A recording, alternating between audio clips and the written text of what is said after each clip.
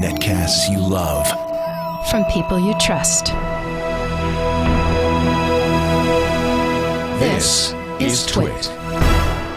Bandwidth for frame rate is provided by CacheFly at CacheFly.com. This episode of Frame Rate is brought to you by Ford, featuring voice-activated sync app link. Now you can control select smartphone apps with your voice so you can keep your hands on the wheel and your eyes on the road. Check it out in the 2012 Ford Fiesta and at Ford.com/technology.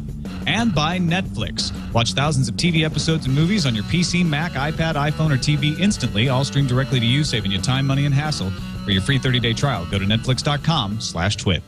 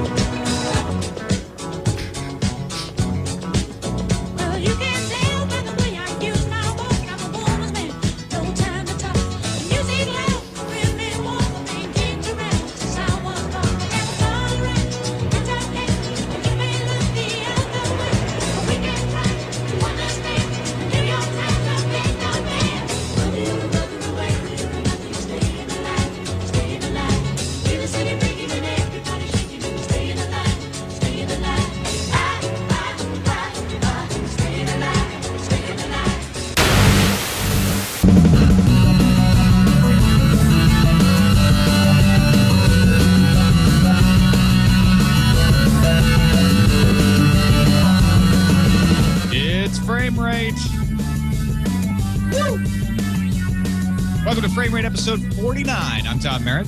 Hey, I'm Ryan Brushwood. And joining us this week, Ayaz Akhtar. Hello. Welcome to the show, Ayaz. It's very different being in the living room set and talking to you guys instead of being all the way over there. Yes, I'm much more relaxed. Exactly. Well, we are blessed with guests this week, Brian. You say blessed, I say maggoty. We're infested like a disease of guests all over the place. But in a good way, in a very good way. I mean, it is positive as a maggot can possibly be. Maggoty in the best way. There you go. Well, hopefully he's still on the line after that introduction.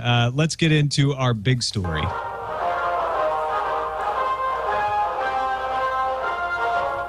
This just in, the big story. Joining us for our big story, we're very pleased to welcome Chris Payne, director of Revenge of the Electric Car, and of course also director of Who Killed the Electric Car, if you've heard of that one as well. Welcome, Chris Payne. Thank you for having me on. Dude, thanks, I can't believe you did it. You made the threat to jump out and get chickens in the background, and sure enough, I look at there's chickens in the background. Best day ever. That's actually a gorgeous shot. Hey, you haven't had a lot of chickens on your show yet, so I thought maybe nice. That's awesome. I think it may be the first chickens on Frame Rate. It's certainly not the first chickens on the Twit network. No. Okay. But yeah, definitely the first chickens on Frame Rate. Well, congratulations, Revenge of the Electric Car in theaters now. You can go to revengeoftheelectriccar.com if you want to find out what theaters it's in near you, folks. But if you're wondering, okay, what's this movie about? Well, let's kick it off with a look at the trailer. Jason?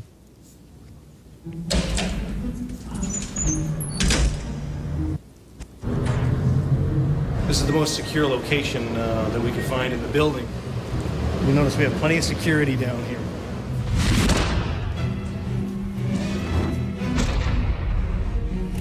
There's a degree of excitement around electric vehicles we hadn't seen before. But somebody's got to be the first one out there.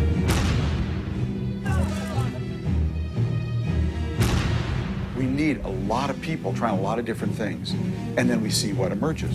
It's a race. It's a total race. You know, until we see every car on the road being electric, we will not stop. Oh, Elon's going to lose his shirt. Elon's going to get crushed. God damn it, we got to get these cars out. Things keep coming along from people outside the car business, and they all fall on their butts. You didn't get the message. Give us the cars that we want. I got the flood of emails saying, you sold out to the oil companies and you've killed my grandchildren. I hope you rot in hell. They have based their whole company strategy on it. If it fails, there might not be a Nissan. You need to predict the future, prepare for it. If it happens, we'll be ready. So this is the opposite of Who Killed the Electric Car, isn't it, Chris? This is people fighting to make the thing that was already made and then thrown out into a dumpster.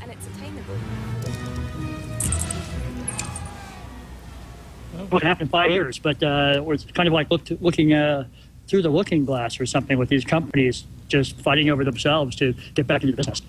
Shouldn't GM be out there saying, well, we have one? we already did this once? I mean, didn't they make the EV1?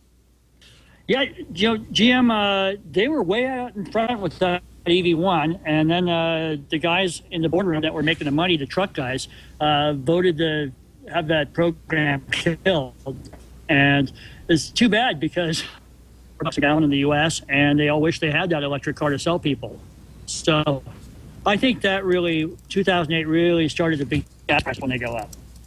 So we're actually going to see an electric car this time. They're not. This isn't about the promise of one and then getting it pulled away.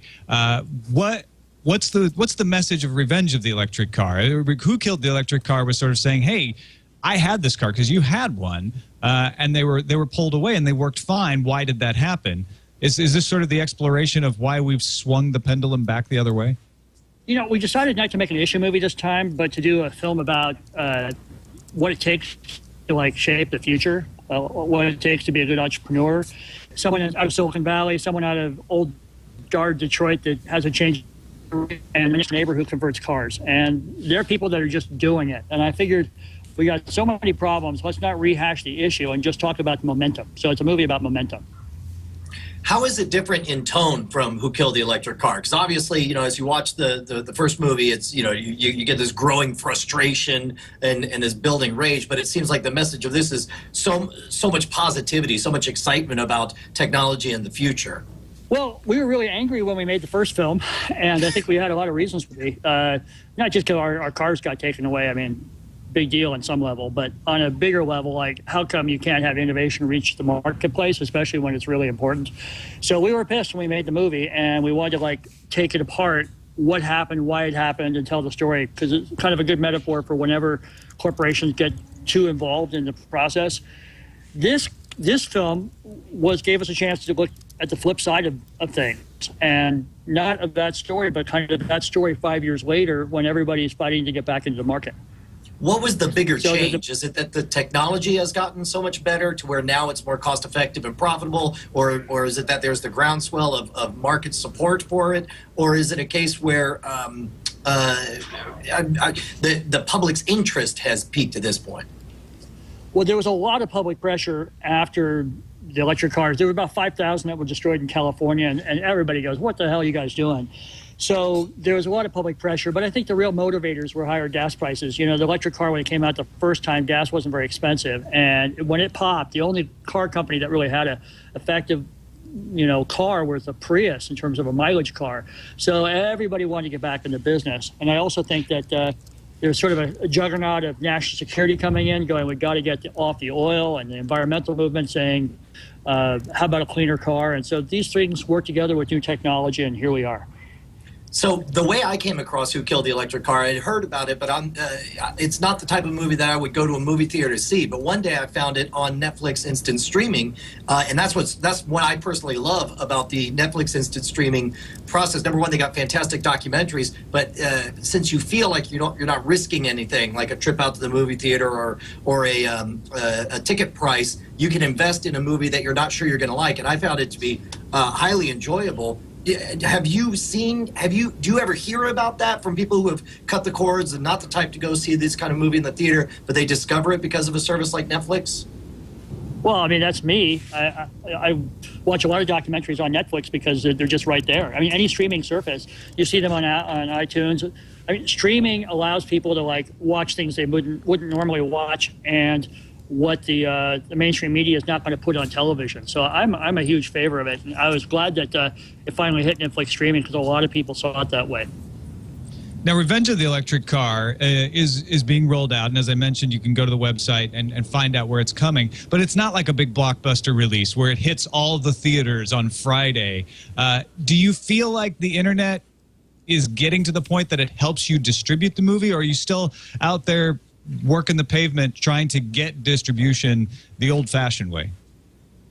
Well, the first movie was helped a lot by people just emailing friends and stuff. And I think almost any documentary or independent movie out there, and even the studio movies, depend on word of mouth on the internet. How people actually see them is a whole different thing. And it's very expensive to get into theaters, whether you're a studio or you're independent. So like our strategy has been, I think we have 25 or 30 cities across the country we're doing theatricals in, and that will help us get press and, kind of begin to drive momentum. But ultimately, a film like ours is going to live on people's access via the internet. It's just how you reach people no matter where they are. The website is revengeoftheelectriccar.com. You can go there and click on the link for the screening, revengeoftheelectriccar.com/screening-dates.html. Take you right to the page. Find out when it's coming to a place near you. Any other tips for people on how to be able to find this and get out and see it? Check the website. Check our Facebook site. If you can see it in a theater, that helps us a lot. So it tells the other markets that there's real interest in the film. So, yeah, if you can see it in the theater, it's right from now until about Thanksgiving, and then that's probably our run. Excellent. Chris Payne, thank you so much for chatting with us today. Appreciate that, and thank the chickens and the dogs for us as well. Yeah, you know what? I got dogs here, too. It happens to be all the time. I totally understand. Okay. Awesome. Thanks so much, Chris. Appreciate it. Bye. Let's move on to another big story.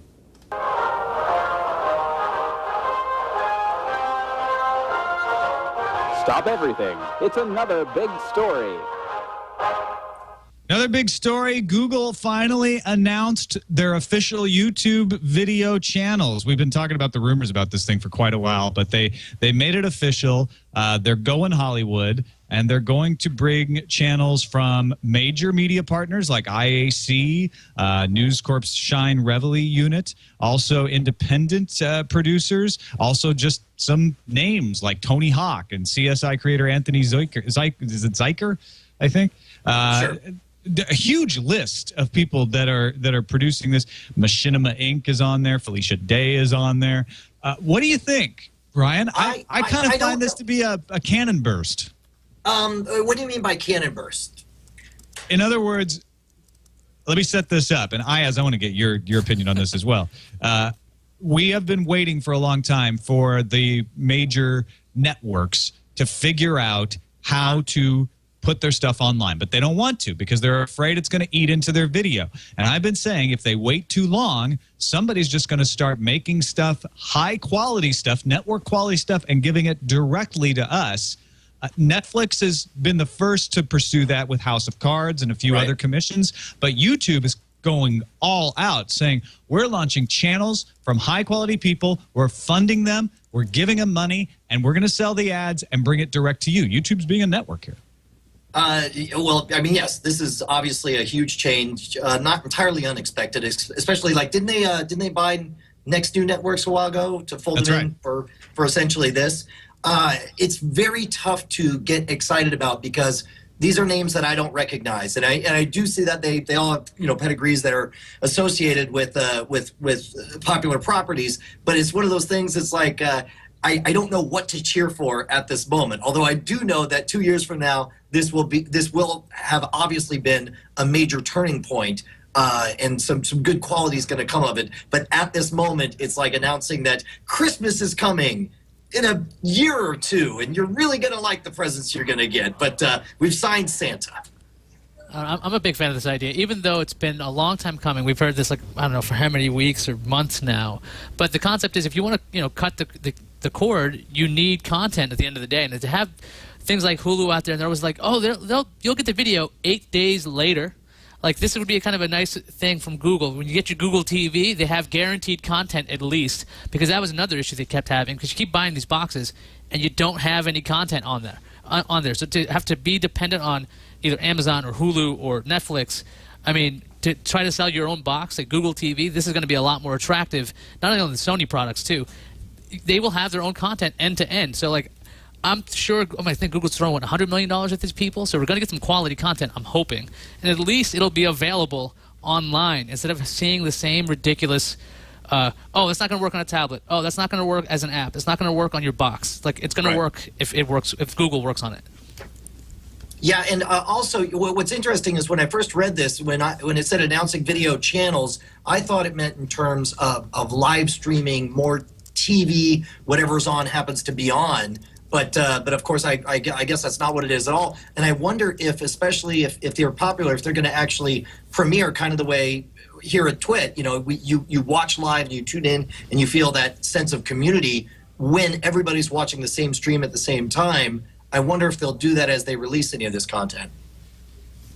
Oh yeah, as far as I understand it, they're going to do regular releases at certain times, so you'll be able to check in and watch your show at the appointed time that it premieres, and it's on demand from then on. So if you're not there at the appointed time, you can still watch it. There's a vast number of people listed in these stories. I mean, some people in the chat room reporting out Jim Henson. Obviously not himself, but his company is involved in this. Maybe it's just not the kind of names that get you excited, but CSI, Tony Hawk, Jim Henson. I mean, these are big companies that are involved. These are production companies, and we're not always familiar with that part. But Reveille, which is how ironic. many times you've seen the Reveille logo come up at the end of a TV show. Those are the people that YouTube's dealing with here. Well, and that's the bummer. And you run into this exact same problem with video games. Many of, when we think of, for example, Modern Warfare as an Activision game, you got to remember Activision is just the publisher. And likewise, when we think of Lost as an ABC show, ABC is just the publisher. It's the production companies you should be excited about. You should know who they are. And I just feel bad that I don't. When I look down these lists, I'm going to have to go do my homework to see even why I know these different companies. But yes, it's good to have experienced, high-quality talent joining in giving a giant middle finger from the internet to traditional television. I'm pretty curious about what the program length is going to be like. I mean, are they going to go with the 22-minute style of television? Are they going to be throwing in their own ads to make it 30 minutes? Are they going to try short-form things? Because, I mean, things that work on a desktop don't work necessarily on a television and vice versa. So, I mean... It's all over the place. I'm really curious to, I think because Google's trying this and with YouTube, they can go... they can go an hour long if they wanted to for an episode. I don't know if they want to spend that kind of money, but do you know what I suspect it's going to be? I suspect it'll be sort of how they did it with The Sopranos, where they had a specific format that they were shooting for with HBO that involved a lot of cursing and nudity. But as a backup, just in case, they also made sure to shoot things if they wanted to recut it for distribution and syndication. My guess is as they produce this, they will figure out the format they want it to be, but in the back of their mind, they'll make contingency plans to say, okay, down the road, if this gets picked up in syndication, we can chop it into these neat 22-minute blocks. I don't know if they'll do that or not. As far as I understand, it's kind of up to the creators, and the different shows can be different lengths.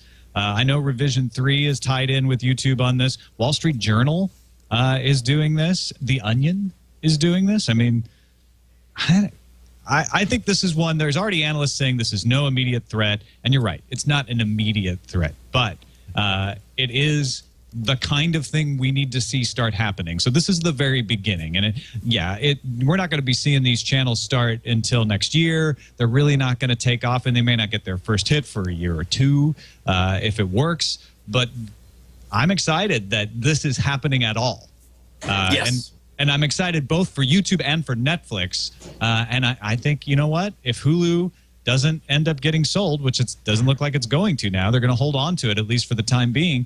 They might miss the boat by resisting this. This is going. I have a feeling that within a year and a half, 2 years, everybody's going to be talking around the water cooler about some shows that they saw only online.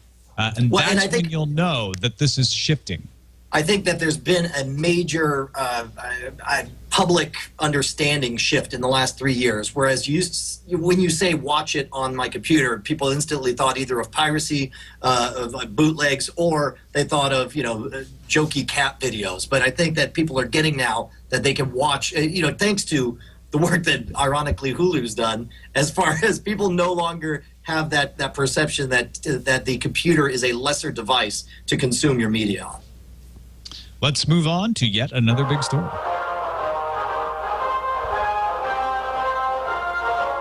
Tuck in your bootstraps. It's yet another big story. New York Times has a story. It says cable TV had a big earnings season this past week, and while they reported some losses, both in subscribers and dollars, none of the reports seem to indicate that internet video viewing was the cause. Some of the causes were just loss of population in markets. People moved away from places that Cablevision has service, for instance, or just folks who went from having cable TV to not having cable TV, but they didn't cut the cord in the sense of, and then they kept an internet subscription. A lot of the people who gave up their cable TV also didn't have broadband subscriptions as well. So right. At least for now, it looks like what the cable industry has been saying is we're not losing subscribers to the internet. And I'm sure that they would say that, whether or not, I mean, they have a vested interest in saying that, of course. Well, the analysts are saying it too, though. It's not. It looks like this bears out because with the earnings report, they can hide things less. And the analysts are looking at the earnings report going, yeah, it doesn't look like the internet's taken a big bite out of them yet.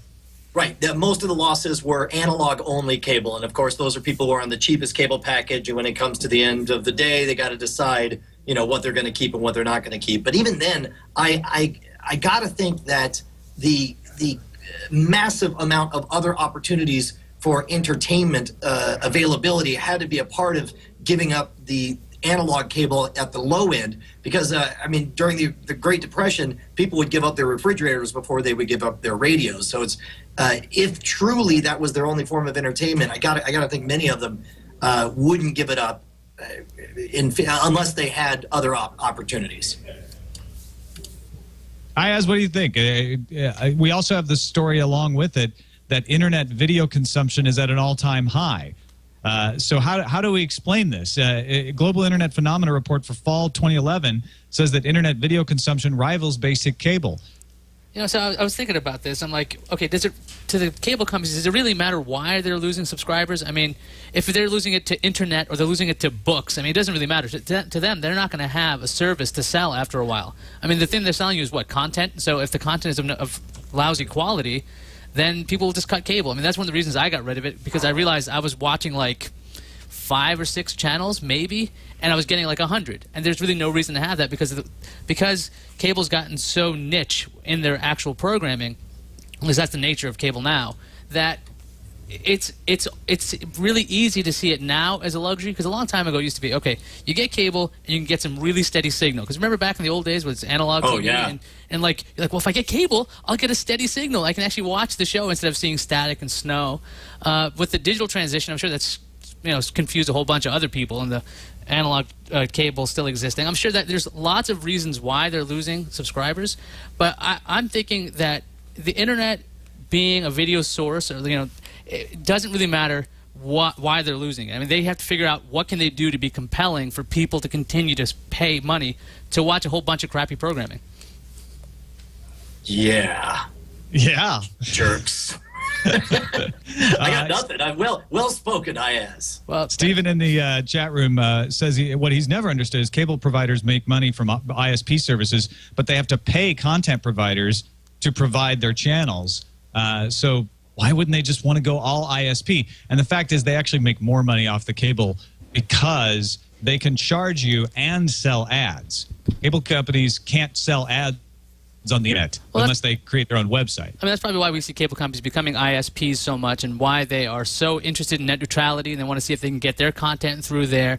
And this is just another thing that a cable company is going to do. If they're going to be a telecom. Verizon, remember when I used to think Verizon, I used to think phones, they went to televisions, and then television companies go into phones by partnering up with other companies. They're just going to end up being some massive telecommunications thing. And the other thing is, don't forget, we keep seeing data caps. So if they're going to do online video and they will figure out how to make more money, they're always going to say, well, you went over your 5 gigabyte cap. You went over your 10 gigabyte or 250 gigabyte. Video content takes up a lot of bandwidth. So, cable companies are going to figure out a way to make money, either as a cable company or as an ISP or as a phone vendor or whatever it is they end up being. Yeah. And don't forget, some smaller networks actually pay the cable companies for carriage. The big ones, the ESPNs and the TBSs and the Fox News channels, they are paid by the cable companies because they're desirable. But if you're a smaller indie network, you've got to pay the cable companies to get on their systems. Yeah. All right, let's take a quick break and thank our sponsor, Ford, and voice-activated Sync App Link, enabling you to control select apps by just talking to your car. So we've talked to you about Ford Sync for a long time on the network. Leo's got his Mustang.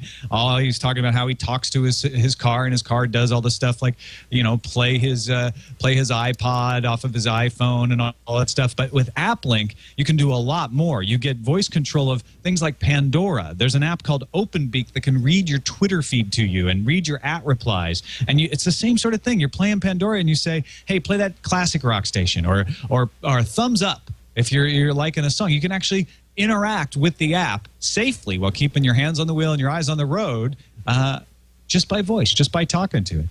OpenBeak, you just say read replies, and you're waiting on a particular @reply on Twitter. Well, now you can get it in your car. Sync AppLink is built on an API platform that allows Ford to continue to work with Ford Tech AppLink developers in the app community to bring apps to life with voice activation all the time. And we are doing a barbecue with Ford coming up on, I think it's November 13th is the first one. If you're in the Petaluma area, go to twit.tv and look for the tickets link.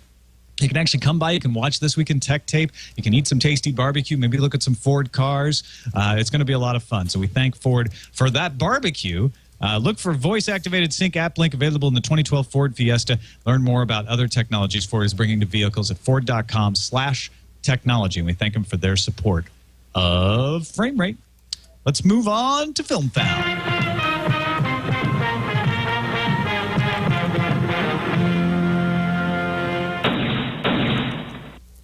A new service, new website wants to help you figure out where to watch those movies online. It's called Can I Stream It? CanIStream.it. You put in the movie, and it gives you all the places you can stream it, you can rent it, you can download it, or you can buy it. It's kind of like Clicker, what Clicker does for television video, for all video, except Can I Stream It's just for movies. Yeah, it's I'm actually, I'll explain what's going on when we talk about what we're watching. But I just searched for a movie and it's not available anywhere. I love this. I love the fact that you can instantly see the availability. However, it seems like a lot of the movies, if it's on one, it tends to be on a lot of them, doesn't it? Yeah, although they're not always, right? You know, you can look on iTunes and the movie's not there. That doesn't mean it's not on Amazon. It's not on Vudu. It's not on Netflix. So it's nice to have one place that says, hey, here are all the different ways you can get it. And also you may want to download it versus stream it. And those movies, you know, some movies are only available for rental in some places. The deals aren't always the same. So this is cool. Although Clicker already does this. So it's not like they're the first ones to do it. It's just, it's good to have competition in the marketplace, you know? Absolutely. Seeing something like this just shows you how split up everything is. You know, you find out, okay, which services have what. You know, sometimes you'll be exposed to a service that doesn't exist. I'm sure some of these movies are probably like on Crackle. I'm sure nobody really pays attention to Sony's little product there. But I mean, it just shows you how split up things are, or which studios are more progressive. Because then you'll see, like we just covered this on TNT with ABC, Disney, right? It's everywhere. So you're going to see that. You're going to see that same kind of thing. You're going to need all of these directories almost. And I don't know if that's a great thing. I mean, it's almost like the old search engine days. Remember Yahoo was a directory for the internet? That's what we need now. Pile. We basically need like a little book that says, okay, this is on Hulu and this is on Netflix. And it's helpful, but it also kind of shows you how if there could be a better solution out there. Because I think, are these guys using APIs that are provided by Amazon and Netflix, or are they just cataloging the data themselves? How are they getting their data at all? Yeah, good question. I got some sad news for you, Brian Brushwood. Yeah, the punk rock Zadiva streamers are dead. Zadiva has been ordered to permanently shut down operations and pay the MPAA $1.8 million. So we talked about this before. We knew since the first time we talked about Zadiva that these guys were treading a very thin line. They were flaunting the spirit of the law, but we've seen several times services If you don't get remember, shut down. Zadiva is the company that was playing a DVD streamed over the internet directly to you and no one else. So they thought they were going to get around the law. They didn't. Well, and again, yes, and we have seen several attempts for other things where it's like, well, it's pretty much the same. But Zadiva, as best I can tell, literally stayed to the letter of the law and still got slammed. And it just shows how much incredible power the MPAA has. And it just, I hate that it stifles innovation here. It's like, even if they, I mean, maybe I'm wrong. Somebody can send an email and let me know how they technically violated the law. Certainly they violated the spirit of the law, but by the letter of the law, it kills me. Kills me. This just unbelievably irritates me. The concept was, okay, it's just a really long cable. So if you had a DVD, so like if at Tom's house, he had a DVD player, and then I ran a wire miles and miles and miles to my house, and I say, hey, please put that DVD in. I should be allowed to do that. You think that should work in between like a gigantic HDMI cable or something silly that way. But the idea that it travels over the internet, there seems to be that's where the issue is. But like, it's funny to see how the form is what's hurting this, because the actual act is normal. Well, and to make it totally fair, you got to point out that you run that imaginary mile-long HDMI cable. Tom is not watching the DVD. Only one person is watching the DVD at a time, and it's you. It's the same as physically mailing the DVD. Only you just save a stamp and maybe cut out the wasteful inefficiency of mailing a chunk of plastic through the mail. And nobody was losing on this, and I can't believe they got shut down. You will be remembered, Zadiva. We'll pour a little out for you. Before we move on, let's check in on the NSFW Frame Rate Winter Movie Draft. Dude, this was a heck of a start. Justin Robert Young gets out to an early start because he took Paranormal Activity 3, which had already been out during the draft. So he bid $16 on it. It has now made $83 million, even as the third sequel. Pretty safe bet there. However, we had 3 movies out this past week. In Time and Puss in Boots were your movies, Brian, and netted you a cool $49 million. That's not nearly enough. In Time, I knew would be probably a lower budget movie. I hoped it would do better than the $12 million it did. But Puss in Boots should have made $50 million for me to be sitting pretty, but it really underperformed my expectations at 33. Hey, you're still rocking second place because The Rum Diary was a rum box office flop. Well, and I'll tell you $5 what, million. Tactically, that's if anyone has to get stuck with the stinker, I'm glad it was Sarah, because you remember she's the only one who spent all of her money and came out on top. So next week's movies, Barry Harold and Kumar 3D Christmas comes out a little early. That's Justin Robert Young's. That should do well for him. And Tower Heist for Glenn Rubenstein, his first movie on the board. I don't have any idea how Tower Heist is going to do. Probably not that well. I don't know. Those names still have pull. They're still big names. I mean, you never know. Do you think Eddie Murphy vehicle is going to make bank? You know, the ads actually look kind of funny. I'm surprised that I think it looks funny. Now, wait, who got Jack and Jill? Did anybody buy that? Because that looks awful. That's not out this week. That's out next week. No, I'm saying, Glenn has that one as well. I'm more afraid that that's going to do well in the future, by the way. Because that movie shouldn't exist, but it'll do well. That's the Adam Sandler one, right? Yes, it's the Adam Sandler one. Let's move on to Tube Tops.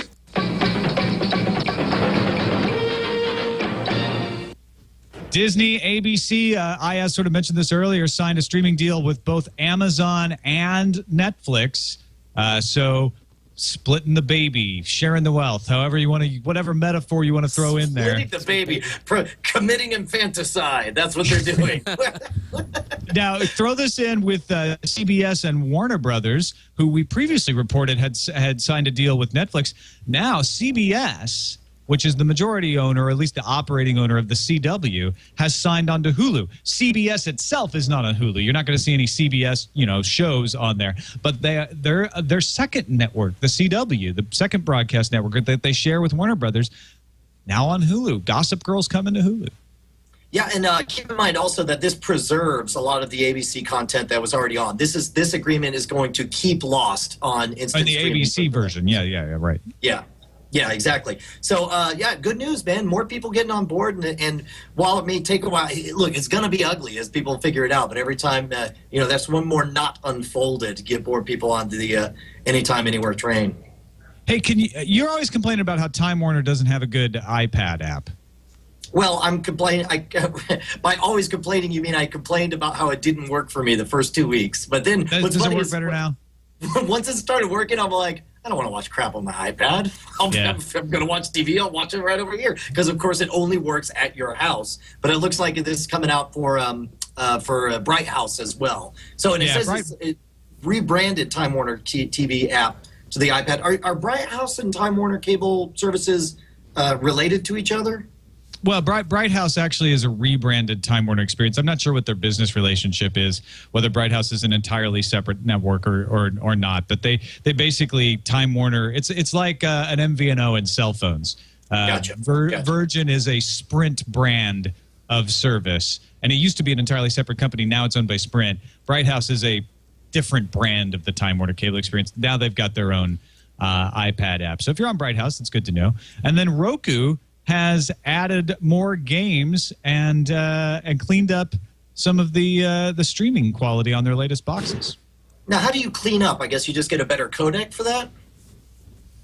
Well, one of the problems was people were complaining that they had darker than normal images on some displays. So that's been corrected. They also increased the Wi-Fi performance. So if you aren't hardwired, which you really should be hardwired if you can be at all, but if you're forced to use Wi-Fi, you shouldn't see as much dropout. You shouldn't see as much caching. And they've now HBO Go readying it so that it should work with HBO Go. And they added subtitles to Netflix. Now, have you played yourself any of the games since they started adding them to Roku? Not a one, no. Yeah, I'd love to. I mean, we talked about this before, how I'm terribly worried that this kind of device would be underpowered for games, but I want to get hands-on with one sometime. Doesn't mean I use my Roku less, though, just because I don't care about the games. Do you care about the games on a Roku? I'm not accusing you of anything, Tom. It's okay, buddy. Hang in there. I mean, the Roku games seem interesting to me. I have the older Roku box, so I don't have the game access. At least I don't think I do.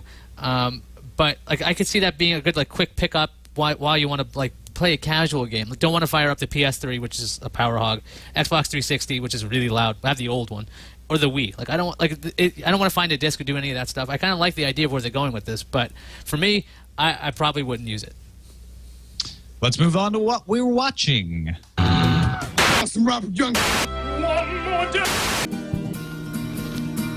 What are we watching? We have other ones. We keep forgetting to play the other ones. Yeah, all right. I was just scouring for it. I couldn't find it anywhere on here. Brian Brushwood, what are you watching?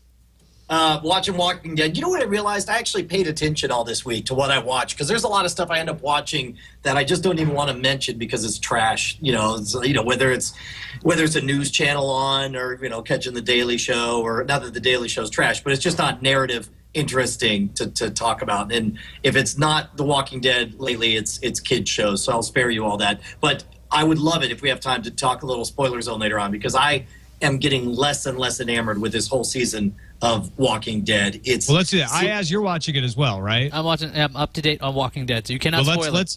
Let's forge ahead. So we have a little time for a spoilers on Walking Dead at the end today, because we're a little later. Rick, if you're watching this on the podcast, we recorded a little later so we could get Chris Payne on the show, which means we have to be finished for Ham Nation at the end here. So let's. I'm still going to watch Fringe once it comes back after the World Series trumped it last week accidentally. Although I liked the way the World Series ended. No spoilers, but it was good for me. I also watched Grimm, which I thought was good. I like that. I'm going to keep watching that. I'm watching Pan Am sort of in that way that you have something on that you can walk around and do other things while it's on, because it's just kind of pretty to look at. You've been promising to quit Pan Am since the first episode, but you keep coming back. Yeah. It serves that there's always one show I need to have that I can just sort of have on and not feel bad about not paying attention. This is the ugly girl at the party. You're sort of embarrassed to talk about her, but I know this will go somewhere. No, the ugly girl at the party would be a show that I actually really like and sit down and pay attention to, but I don't want anyone to know. This is the pretty girl at the party that you're not serious about. You don't really want to strike up a conversation, but you like looking at her. All right. What are you watching? What are you watching, IS? I'm watching Walking Dead, up to date. How I Met Your Mother, because at this point, I'm just watching this to go, okay, look, they have to introduce this character eventually. And the absolute train wreck that is Whitney on NBC. I like watching really, really bad TV shows sometimes, and Whitney is one of the worst shows I've seen I think it's already canceled, isn't it? I don't know. I know that she's got 2 different deals. She's got 2 Broke Girls on CBS and she's got Whitney on NBC. So like I'm just really curious about how this show is still around. So if it's been canceled, I'm really sad about that because I follow Whitney on Twitter and she's hilarious. So I was hoping her show would be really good. But I've seen her stand up and it wasn't that great. So I was surprised that it's still on and then NBC's promoting it like crazy. You've seen her stand up and it wasn't that great, so you decided to love her show? I don't to love to hate her show specifically. It's a train wreck. I have to watch it now at this point. All right. Let us then move on to interference.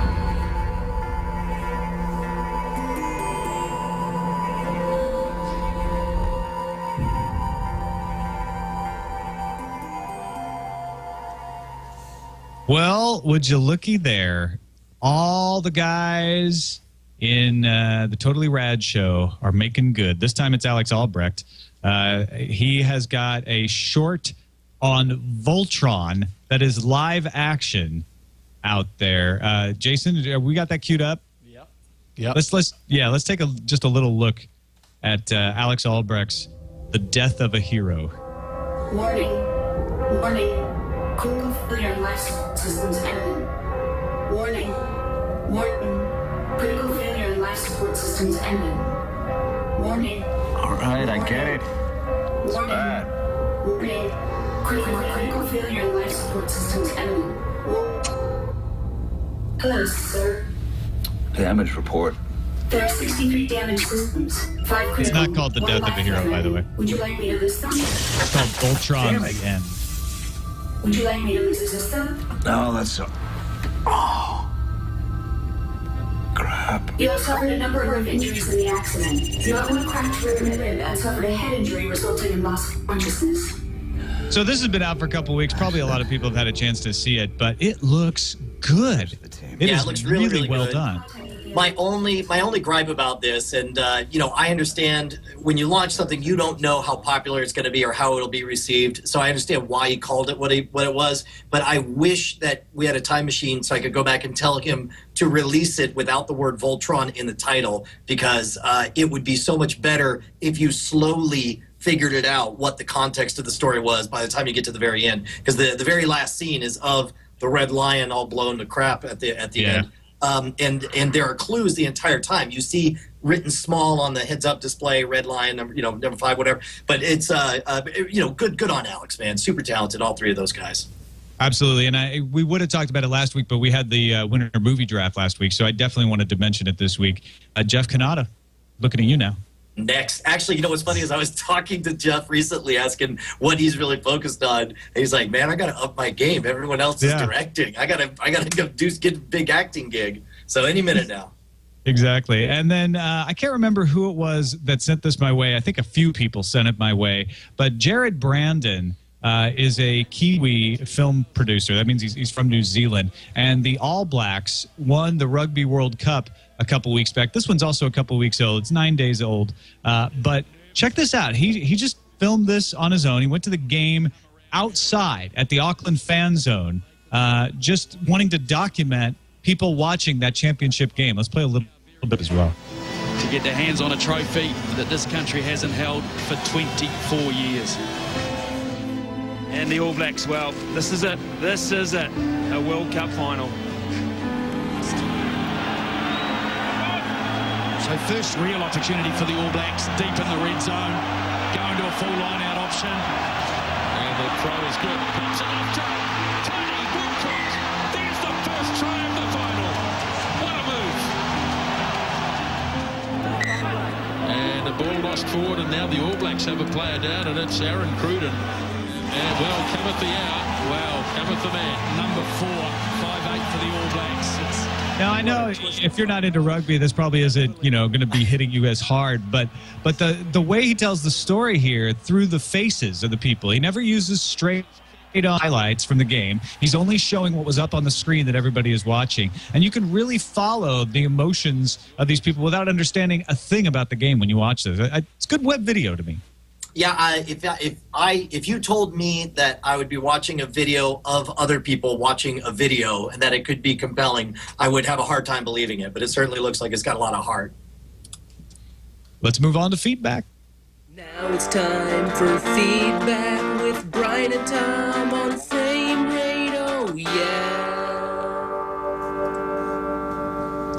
First piece of feedback to framerateshow@gmail.com. In case you were wondering what the email address was, comes from Jacob Law. Says, hey guys, I've completely cut the cord and only watch shows at my own leisure. But I talked to people who have been watching The Walking Dead who say that the frequent ad breaks completely kill the mood. After the season 2 opening with the freeway scene, I felt great suspense and real movie-style tension. But people who had 3 ad breaks in there said they hated that sequence. Do you think that crippling ad breaks will be a driving force in getting others to cut the cord? I know that I'll never tune in ever again and will always watch after the fact.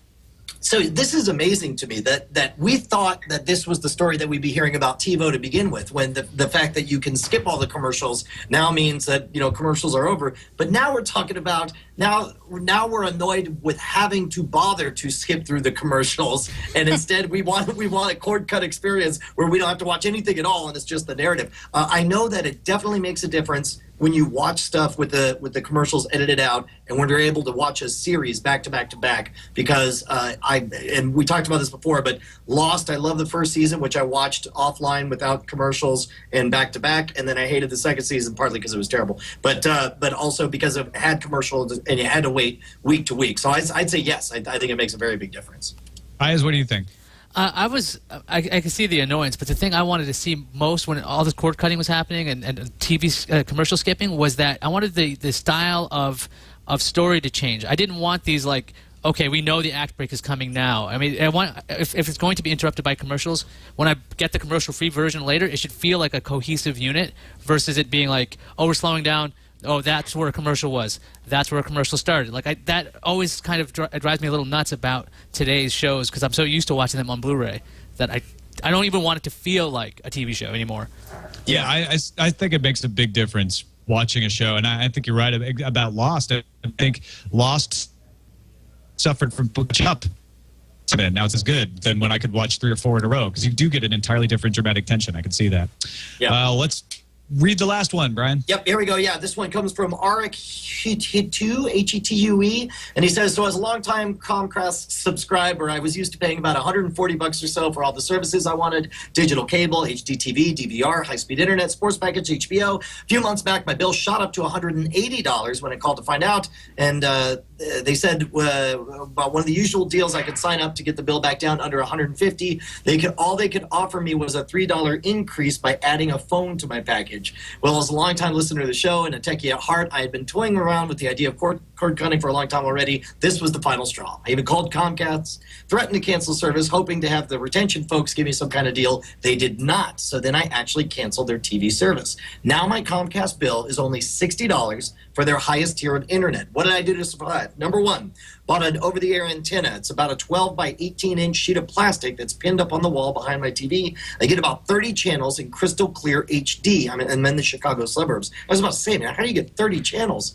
I get multiple channels of the networks, CBS, NBC, ABC, Fox, MyTV, WGN, PBS, a few religious channels, and some other ones that I'll never watch. The antenna was $30. Bought a TiVo Premiere with a lifetime subscription on it. Ran me about $500 to get one with a lifetime sub and a replacement 2 terabyte hard drive. 317 hours of capacity, no monthly service fee with a larger upfront investment.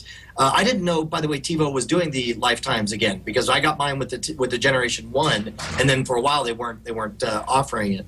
Number 3, Netflix and Hulu streaming, $8.99 a month each. Actually going to drop Hulu now that TiVo's up and running. All I'm missing is HBO and AMC, but my total monthly cost for TV, if you subtract the current internet price from my former bundled price, dropped from $120 to $16.98, soon to be $8.99. I love it. My wife and I watch a ton of TV. Almost all of it was on the networks. We have to wait for the DVDs on AMC and HBO shows, but that's the price you have to pay. I don't think that's true, though. I think you could buy episodes of The Walking Dead the second they come out on AMC if you use iTunes. And by the way, Brian, on the over-the-air PBS channels, I set up TiVo to tap Caillou, Clifford, Superwise, Sesame Street, Cat in the Hat, etc. It's all free over the air, and the TiVo's awesome software tapes over stuff that may or may not be good for the kiddos. Anyway, it can be done. The over-the-air picture is actually better than Comcast was, and that's something that people don't realize is that over-the-air transmissions, because they have massive bandwidth, are able to get better.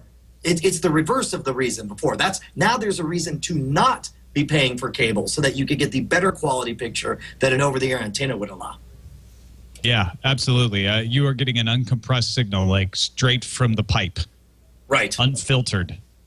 You're tapping a vein. Is that? Yes. How does this compare to your setup, Ayaz? I have an over-the-air setup, and the thing is, where we're located, and we're in Petaluma, it's not so easy to get all the channels because the antennas are far away.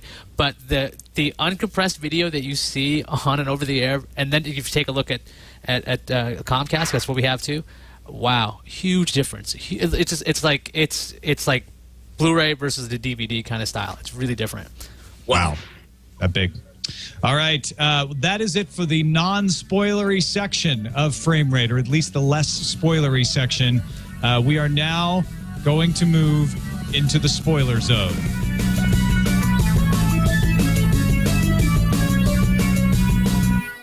And I don't have a graphic for spoiler zone yet. If there's anyone out there that wants to do it, send it. Frame Rate Show. Spoiler zone. All right. That is our spoiler zone graphic for now. It's my hands. Brian Brushwood, you have 6 minutes. Go. Look, I don't need 6 minutes. I could say it in about 6 seconds. I cannot believe these words are coming out of my mouth, but The Walking Dead is losing me. Did you know that that first episode was supposed to be 2 completely separate episodes, but they were unhappy with the footage. So they crammed it all into one 90-minute show.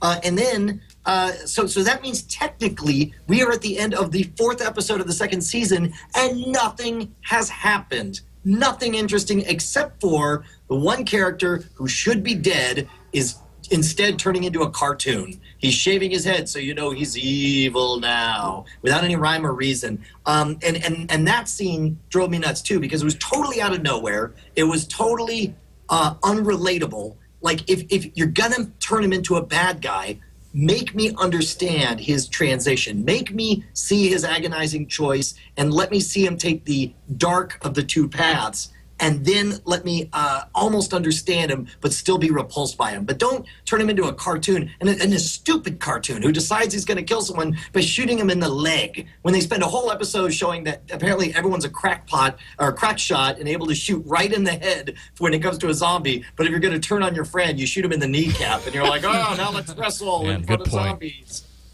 I'm so disgusted right now. I'm very frustrated. You're absolutely wrong, Brian, but I understand that. These things happen. This was the first Walking Dead that was enjoyable. This was the one that finally got back to being The Walking Dead. We had zombies chasing after people. We had people in danger. We had people in situations they could not possibly have gotten out of. And you had someone who, like you say, shouldn't be there right now, make a panicked decision in a place where he is in pain, so he can't think, he can't shoot well, he doesn't know what else to do, and to save his own life, he sacrifices someone else. It's not somebody turning evil. You're making way too much of this. This is someone making that kind of panic decision that The Walking Dead should be known for. Good people doing bad things because they don't feel they have any other choice. And that's what happened here. I'm thinking it might be different if you see the whole season all together. That's what I'm always thinking about. When I watch these shows week to week, especially on AMC shows, week to week, they drive me nuts. Like, I'm like, this is slow. This is really taking its time. But when I watch them back to back to back, it's one cohesive story, and it's a lot better that way. So I'm thinking, I want to see where the rest of the season goes. I haven't read the comics because I don't want to ruin the show for myself. But I figure it's going to all make sense together. If I may, just real quick, because I finally caught up myself. This was the first episode this season that gave me a really visceral reaction, and my wife as well. There was kind of a point where we kind of looked at each other, and I could tell, like, by the look in her eyes, she almost wanted to turn it off. And that's actually what I really want out of a week-to-week zombie film, is something that so, like, pushes that edge. I think you need to explain why she wanted to turn it off, because that sounded kind of funny. Well, no, she wanted to turn it off because it was kind of pushing that extreme edge. That's what I want out of a horror TV show. Not to turn her off. You weren't saying she wanted to turn it off because it was so bad. No, not at all. She wanted to turn it off because it was moving her to kind of an uncomfortable zone. And that's what I think we both kind of got that in the first season as well. Kind of these moments where it was like, oh, okay, this is really gritty. And it's a TV show. They're really kind of pushing the line here. I felt that again this last episode. So there's one other thing that I want to be on the lookout for with The Walking Dead is obviously it's a fairly major change to keep a character alive who was killed off in the comic books. But I'm wondering, it also fundamentally changes the dynamics of how stuff works at Herschel's farm. And I'm wondering if we're going to see the beginning of a butterfly effect, that because we have this character who stays alive, kind of like you went back in time and made this change, I wonder if it starts to affect the later story of the characters, because the first season pretty much exactly tracked the comic books, but now we have this fundamental change and it's just getting farther and farther away from what actually happened in the comic books. What are you talking about? We're actually very close to what happened to the comic book, with a couple of major exceptions that could be resolved any minute. Okay, the two major plot points that we have right here is we have Carl getting shot, Right. and then which did And the not discovery have, of the farmhouse. Okay, no, and Sophia being lost, and so Sophia was never lost in the comic book, and then also Carl getting shot. It was never this giant cartoon, remove the bullet, we need a respirator, all this stuff. All this stuff didn't happen in the comic books. We're way far off. Only the setting is the same as We're the not way far off. We're very close. Getting farther You want it to be a frame-by-frame remake of the comic. I get I that. want the story to bear a narrative that resembles the comic book. And the narrative is less and less looking like the comic book. Well, we'll just have to let the people decide at framerateshow@gmail.com. Occupy frame rate. We'll talk to you next time. I'm going to regret saying this, aren't I?